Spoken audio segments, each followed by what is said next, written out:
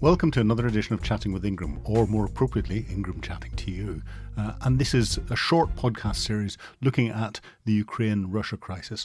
And in this edition, I want to talk to you about a potential path to conflict.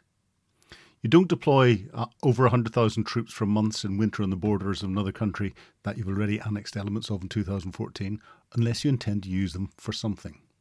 Troops deployed into areas preparing for potential combat operations can sustain themselves for a certain amount of time, but then boredom, a lack of access to fixed facilities, all becomes an issue. The worst ever type of deployment is an open-ended one, the very type all service personnel from Russia are currently experiencing as they sit within striking distance of the Ukrainian border.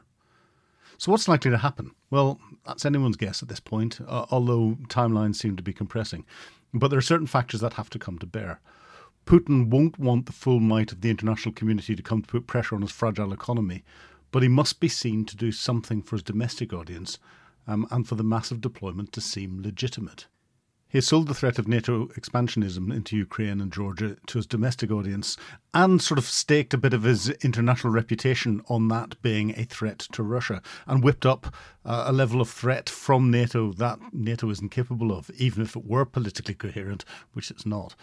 The last few NATO deployments into the Balkans and Afghanistan have shown the very real difficulties that NATO has in generating a sustainable, coherent military approach to operations, with very real differences coming out between EU members and the United States and the UK, with the UK aligning itself more often with the United States and France participating where it can see, being cynical, potential economic advantage for France. However, Russia and Putin in particular have a collective deep down belief in NATO expansionism for the sole purpose of threatening Russia. And as I said in my previous podcast, Putin also hankers after the good old days of the USSR and would love its rebirth, under his control, of course. Putin loves the ability to grandstand. He loves the feeling of power on the international stage, so will happily participate in any and all international de-escalation conferences and meetings that he can. He has one advantage. He owns the information space like no other leader. He is a master of manipulation, disinformation and obfuscation. So our participation will just serve not just to embolden him, but provide a stage for him to set the conditions to prove to the Russian people and to others that he has tried everything. But it is the West that are being intransigent and not budging. It is others who are forcing Russia's hands into having to protect itself. This is what Putin will want to do. The Russian doctrine behind this is maskirovka, or masking. This is the start and the foundation for action. It's already happened, so the first indicator and warning has been ticked. And now we must watch for the language to become more accusative and aggressive. We're beginning to see some of this in Russia's domestic messaging, and we've seen GRU spokesmen, or known GRU spokesmen, saying similar things and getting similar messaging out from the front line, in inverted commas, in the Russian deployment. This is the second indicator and warning ticked. However, Putin knows that winning a war of words won't be enough for the West to accept him marching into Ukraine or even part of Ukraine, as so much more has to happen. He seems to like, if you listen to a lot of the rhetoric that's coming out, the Kosovo scenario of going to protect an element of the local population. But to do that, he needs to escalate the crisis to the international community before he can think of going in.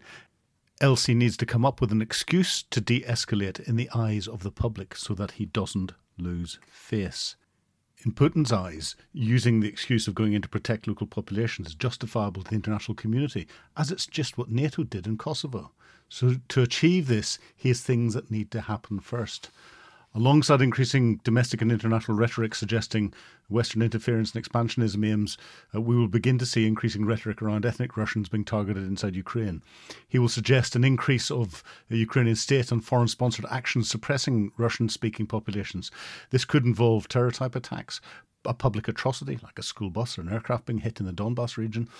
It will likely involve a massive increase in anti-Russian rhetoric on social media. The only difference being it will be Russia behind all of it.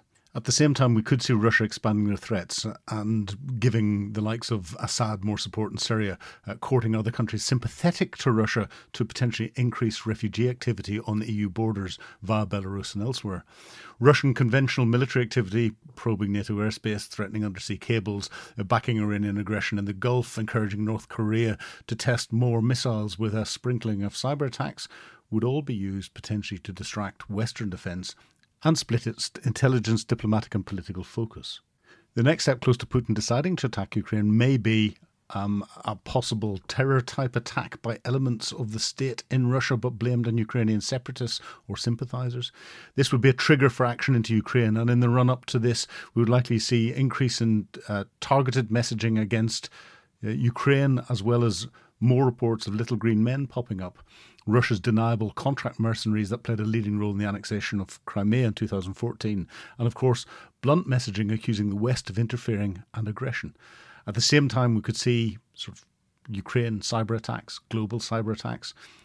We are already seeing the Russian Black Sea, Mediterranean Fleet, Northern Fleet, Pacific fleets all deployed. These are all indicators.